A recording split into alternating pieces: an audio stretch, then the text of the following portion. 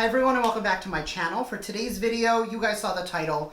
We're jumping into the base box for the month of March. This is going to be the BoxyCharm box. Mine's red because I flipped it inside out, but it's the red box. So if you want to see all of the items in this box, we're going to talk about them. We're going to demo a few of them and talk through the entire box. Make sure to keep on watching. So if you want to see that, make sure to subscribe to my channel. I do upload 3 times a week, so that's going to be the best way to stay up to date on all the fun stuff I'm posting. So if you're ready to see what's in the base BoxyCharm box for March 2020, stay tuned.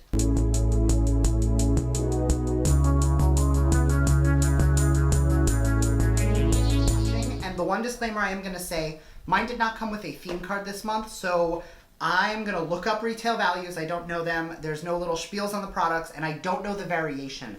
But we're still going to go into all of the products that came in my box. The theme is... Where's my phone? I need that. The theme is Boxy Edge, which is all about being edgy and grungy, and a lot of the products do actually have that vibe, which is kind of cool. First 3 products I'm going to talk about, but not demo for very different reasons, and I'll go over that. The first is going to be the Sutra Beauty 19mm mini ceramic curling iron with a cool tip. For obvious reasons, I will not be testing out the Sutra curling iron, but I will be dropping this in an upcoming giveaway. Make sure to subscribe so that you can stay up to date whenever I do post giveaways, because I do have one coming soon. So this retails for $50. It does come in a few different colors. Mine is lavender, which is purple, which is definitely the one I would have picked anyway. All right, next item out of the box. This is actually a variation on a product we've already received, which I am not upset about. This is the Very Cherry Clean from Pharmacy Beauty. Last time this came, it was the Green Clean, which is currently still in my shower. Obsessed with it, probably my favorite makeup remover ever. This was a limited time release that had that cherry flavor to it. I have used this before, but I'm gonna smell it just because I don't remember it being artificial, but I wanna make sure it doesn't have that like cough syrup flavor. Somewhere in between the two. It doesn't smell like cherry cough syrup, it's definitely more like cherry lollipop. A little on the artificial side and not like fresh cherry. However, it's not off-putting at all. If you want to see this video in action or this product in action, I'm going to link up here a video that I did with the Green Clean, just because when it comes to skincare, and I've said this in previous videos, I don't love opening and trying something new until I finish what I already have. And since the Green Clean and the Very Cherry Clean are basically the same thing, and I have 3/4 of a bottle empty in my shower, I don't want to jump into the next one just yet, because on these boxes and on the bottles, there's going to be a little jar that'll tell you how long they're good after you open them. And the second you pop those open and start using them, they start to expire, and no one wants to use expired skincare. So that's going to go into the rotation, and I will be using it as soon as I finish my Green Clean, but definitely a thumbs up product for me. The next product is from Cella. They are little mini tweezers. They retail for $20.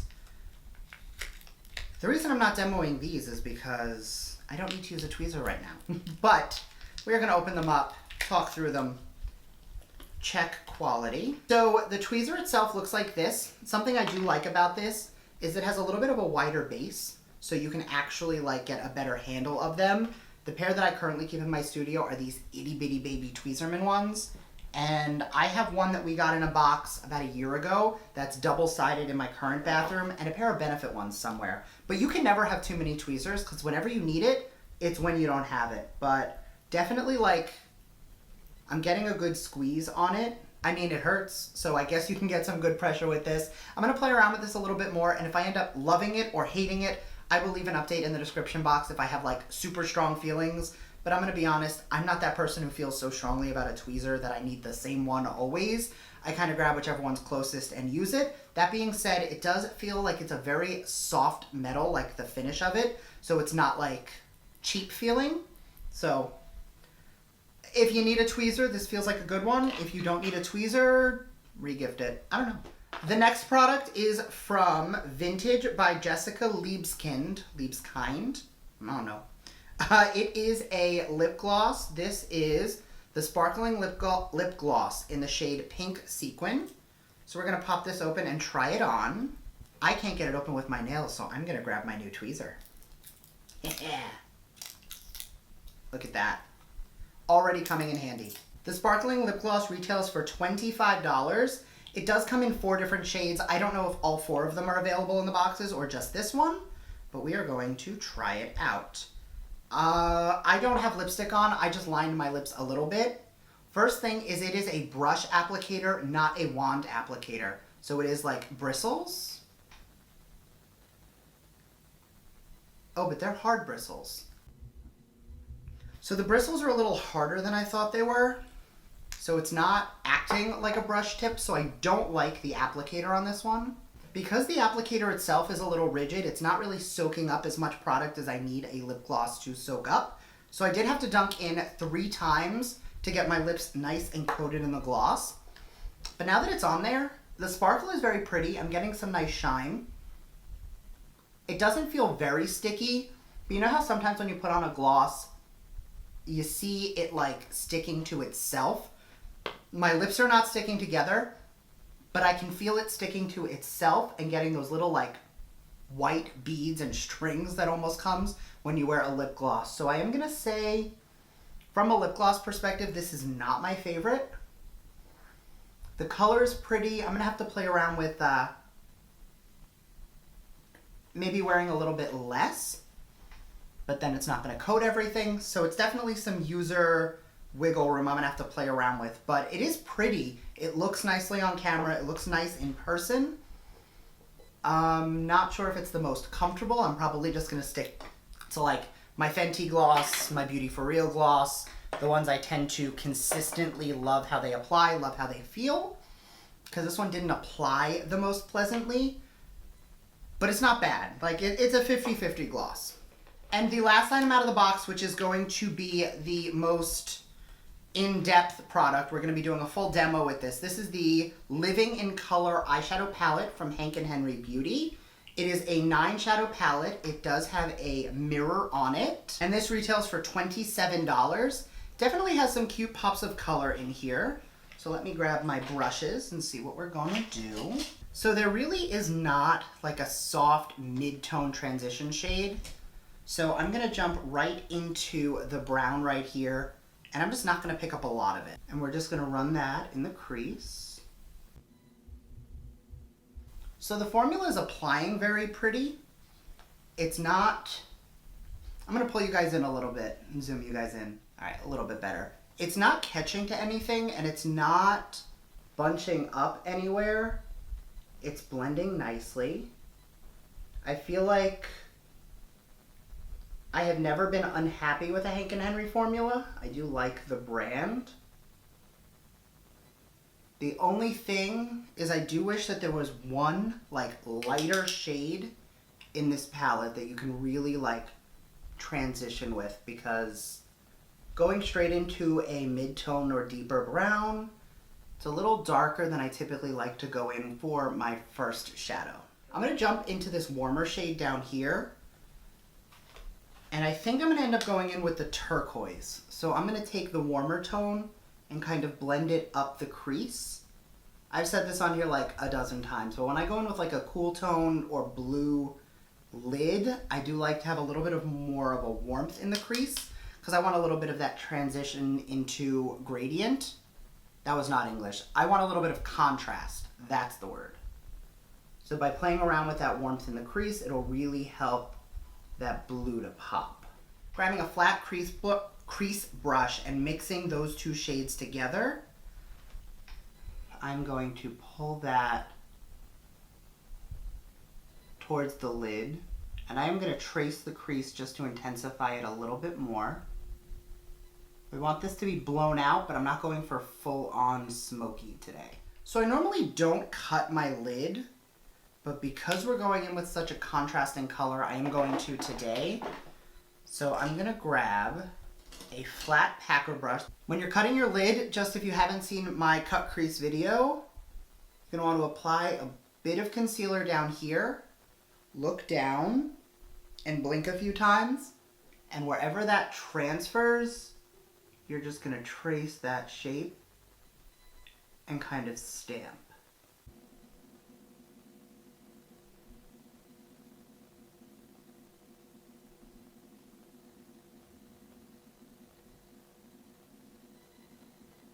And then while that's wet, I'm going to pick up the turquoise shimmer shade, and I'm going to pack that right on top of the wet concealer. There we go.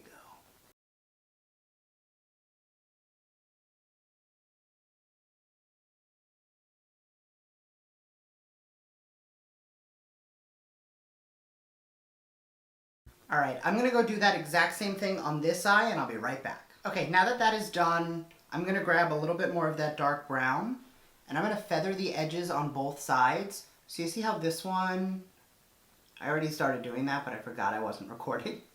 Oops. Just taking a little bit of brown in that outer crease and then gently feathering it towards that blue. See how it looks when you don't do it versus when you do? It just kind of softens where those two colors meet and helps the whole thing to look a little bit more intentional and a little more blended. And notice it's not making the blue look muddy, it's not taking out the intensity of that blue, it's really just serving to make the two colors look like they belong together. And that is the key to working with like these contrasting colors of like blues with browns, browns with greens, is making sure that they're blended into each other. With that first brush with no additional product, I'm just gonna soften the crease a little bit. So if there's any blue above where we cut the crease, it's gonna blend away, make everything look a little more put together. All right, I'm gonna grab a brown liner and just throw that in my waterline quickly. Grabbing a pencil brush with that same brown, just gonna lightly set just under the liner. And I said this before, I'm not really going for a smoky eye, so I'm not gonna really blow out the lower lash line like I normally do. Instead, I'm just gonna take that first brush, I swirled it so there's not much product on there, and I'm just gonna lightly smoke it out. Not too much, because I do want it to be a little bit more gentle. Grabbing that same turquoise, I'm going to wrap it around the inner corner and take it just into the lower lash. And see how once you wrap it around, how much cleaner the whole thing looks? All right, I'm going to pull you guys out, throw on my lashes, a little bit of liner maybe, and highlight the inner corner, and I'll be back to go through my final thoughts on the box. All right, inner corner is highlighted, tied up some lashes, and overall, I'm really liking how it looks. I think I would normally go in with a little bit of a peachier lip, maybe not something quite so pink, just because we are going very blue on the eyes, but I'm honestly here for it. So just to sum up the items in the box, the palette, I think you can get a lot of really pretty combinations out of. It is only a 9-shade palette, but that being said, 9 shades is definitely enough that if you use the same neutral tones, you do have some distinct pops of color, so definitely a win for me. Obviously, I already said the Green Clean is my everything. And the tweezer, I definitely think is like a staple for pretty much everybody. And if you say you have enough tweezers, then you don't lose them like I do. So I guess good for you. I lose them and need one in like every room of my house. The two items that I think I'm a little on the fence of. The first is the lip gloss. I don't like the applicator. I don't like the way it applied. As it's worn a little bit, it's still nice and like it looks pretty. It doesn't feel sticky, but that initial reaction, like I think I'm gonna stick to the glosses I already love. Not really a huge fan of this one. And then the curling iron obviously is not something I personally can get much use out of. Maybe if I grow my hair out, I can like whatever, but for the most part, not really for me.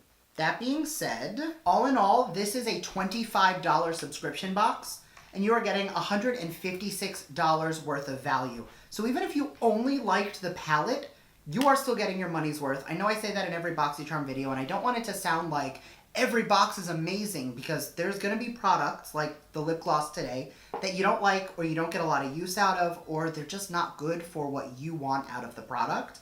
That's fine. I just like to always remind you guys, remember what you're paying and remember the value. For $25, you are getting all of this stuff, and just like these two alone make it worth that price for me personally. But again, that's for you guys to decide. Let me know down below, what do you guys think? Thank you again. I hope you enjoyed this video, and I will see you guys next time. Bye.